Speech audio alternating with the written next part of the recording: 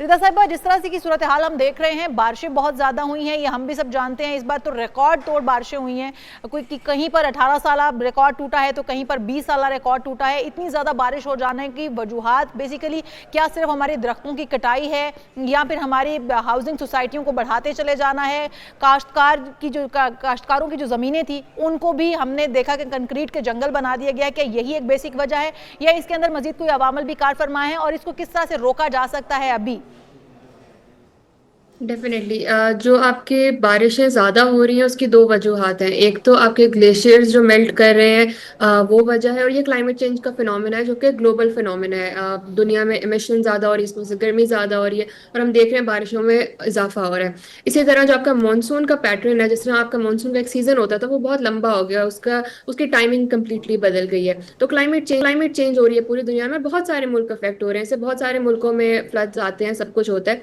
लेकिन हम लोगों को अडेप्ट करने की जरूरत है क्योंकि हमें पता है कि हम इससे असरअंदाज होंगे और ये बात हमें बहुत अरसे से पता है। उसके लिए आपने जिस तरह बात की, आपको क्लाइमेट रिजिलियंट इंफ्रास्ट्रक्चर पे इन्वेस्ट करने की जरूरत है। आपको जो आपने कंक्रीट बहुत ज्यादा कर दिया है, हाउसिंग सोसाइटीज बना दी, जो नेचुरल ड्रेनेज सिस्टम्स थे आपके। इसी तरह आपने दरिया के ऊपर दरिया अपना रास्ता खुद बनाता है, जिस तरह अभी बात हुई थी। तो अगर दरिया के रास्ते में आप कोई चीज बनाएंगे, दरिया के रास्ते में अगर लोगों की सेटलमेंट्स होंगी तो वो अफेक्ट होंगी। लेकिन इसका मतलब ये नहीं है कि आप लोगों को वहां से बोले कि वो वहां से चले जाएं फौरन से, क्योंकि आपने एज गवर्नमेंट आपकी जॉब है कि आपने मैनेज करना है कि उन लोगों को वहां से उठा के आपने कहाँ पर भेजना है। जी। टेंट में वो चले जाएंगे लेकिन घर जो तबाह हो गया उनका फिर क्या करना है। तो इसके लिए आपको प्लानिंग की जरूरत है, जो कि पाकिस्तान में मौजूद नहीं है। अच्छा, रिता साहब, हमने देखा कि इस साल के आगाज़ में बिलावल भुट्टो साहब एक कैंपेन चला रहे थे सिंध के पानी के ऊपर। ये लड़ाई चल रही थी कि पंजाब ज़्यादा पानी नहीं रखेगा, सिंध को उसका हिस्सा मिलना चाहिए। आज हर चीज़ पानी में डूबी हुई है, हर तरफ पानी ही पानी है।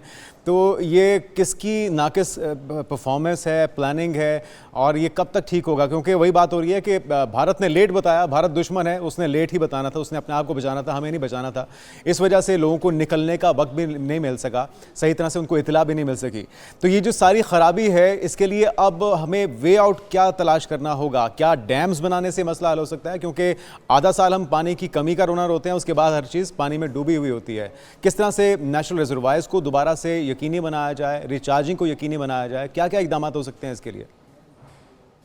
जी, अभी जो आपने भारत की बात की है, मेरे ख्याल से वो आर्ग्यूमेंट हम वहां यूज कर सकते हैं कि पंजाब में अगर अभी सैलाब आया तो उसको भारत पर आप कहते हैं भारत में पानी छोड़ा है, लेकिन भारत जी। में भी बारिशें बहुत ज्यादा हुई थी जिसकी वजह से उनको छोड़ना पड़ा था।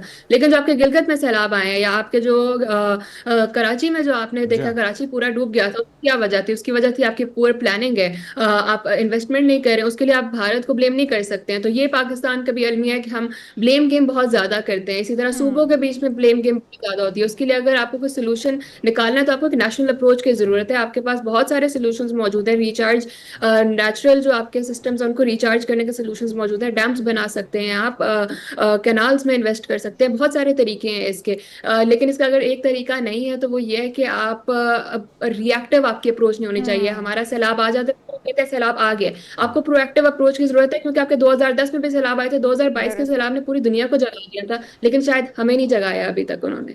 रिता साहब, आप बिल्कुल सही कह रही हैं। ये पुअर मैनेजमेंट है और ये मैनेजमेंट हम देख रहे हैं साल साल ऐसे ही गुजरते चले जा रहे हैं। हुकूमतों पे हुकूमतें बदलती हैं लेकिन कोई भी हुकूमत इसको सीरियसली नहीं लेती है। इस वक्त जो सूरत हाल है, आप क्या समझती हैं कि कम खर्च और बालानशी वाली अगर हम पॉलिसी अपनाएं कि कम पैसों में और महदूद वसाइल के अंदर रिजर्वायर्स बनाए जा सकते हैं? क्योंकि डैम्स बनाने की कैपेसिटी इस वक्त पाकिस्तान के अंदर मौजूद नहीं है, और जो रिजर्वायर्स बनाए जा सकते हैं हर शहर, हर इलाके, हर सूबे के अंदर, वो कितने कितने होने चाहिए? और क्या उससे ये जो सैलाबी पानी है या जो पानी एकदम से छोड़ा जाता है या बारिशें ज्यादा हो जाने की वजह से पानी आता है, उसको सेव किया जा सकता है? जी, सेव किया जा सकता है। और जहां तक नंबर्स की बात है, वो नंबर्स मैं तो नहीं दे सकती क्योंकि मैं एक्सपर्ट नहीं हूँ इस चीज़ पर, लेकिन आपके लिए पॉलिसीज मौजूद हैं, आपके पास एक्सपर्ट्स मौजूद हैं। और जहां तक फाइनेंशियल मैनेजमेंट की बात है तो आपको ग्लोबली जो फंड्स हैं उनमें टैप इन करने की जरूरत है, क्योंकि सिर्फ पाकिस्तान को भी ब्लेम नहीं किया जा सकता इसके लिए। जी। पाकिस्तान के पास इकोनॉमी नहीं है कि पाकिस्तान खुद से कुछ कर सके।